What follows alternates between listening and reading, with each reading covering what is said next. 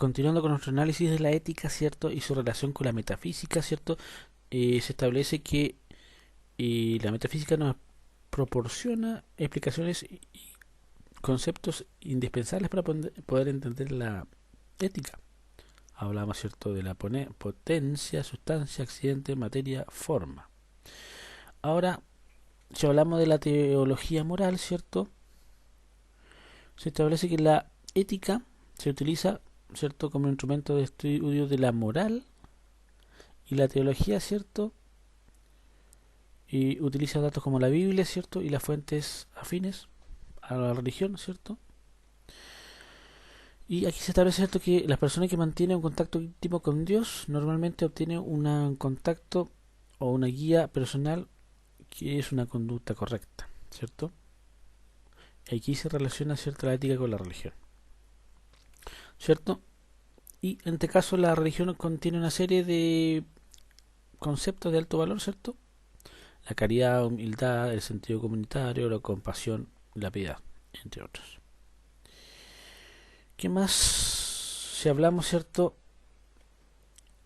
que la ética científica y la filosófica procura mantener autonomía con respecto a las normas morales o que tienen que ver con la religión.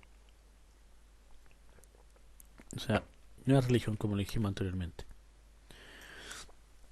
Ahora sí llevamos a la ética al punto de vista de la globalización, ¿cierto? Es muy importante, porque hoy en día, ¿cierto?, tenemos acceso a las redes a través de internet, ¿cierto? Y aquí en el fondo es una red abierta donde la moral, ¿cierto?, y la conducta ética va a ser importante para hacer un buen uso o un mal uso de estas herramientas que hoy existen, ¿cierto?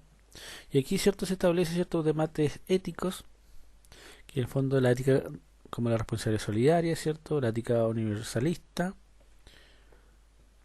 y exigencia de justicia y solidaridad, ¿cierto?, una globalización éticamente fundada. O sea, tenemos una serie de temas relacionados con la ética. Ahora, ¿cierto?, podemos relacionar la ética con los valores humanos, como por ejemplo la honestidad. Siempre es importante también establecer cuáles son mis limitaciones, ¿cierto?, mis debilidades, y la idea es, ¿cierto?, siempre ir con la verdad en el fondo para poder ir creciendo.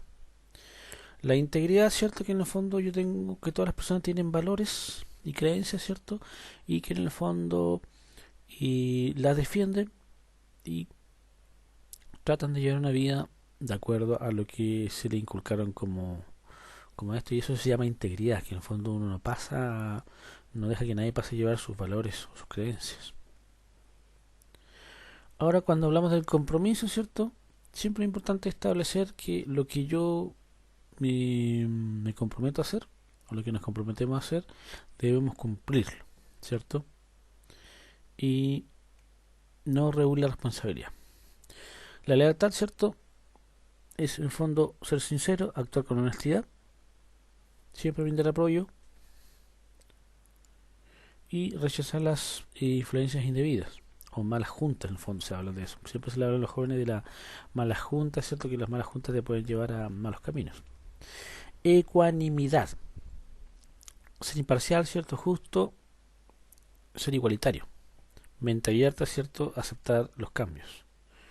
Y dedicación, entregarse sin condición, ¿cierto? Y en el fondo la cortesía y el servicio es muy importante como un valor humano. El respeto, ¿cierto? Aquí estamos hablando que en el fondo uno debe respetar a otras personas como iguales, ¿cierto?, en su dignidad, en su derecho, en su intimidad. Y es muy importante también establecer la responsabilidad ciudadana, ¿cierto? Hay leyes que respetar, ¿cierto? Hay una conciencia social. También tenemos la excelencia, que en el fondo está pidiendo ser diligentes, ¿cierto?, emprendedores, siempre dar más, ser responsable y trabajar con eficiencia. También ser un ejemplo, ¿cierto?, un modelo de honestidad, de moral, y en el fondo tener una conducta intachable que denote confianza, ¿cierto?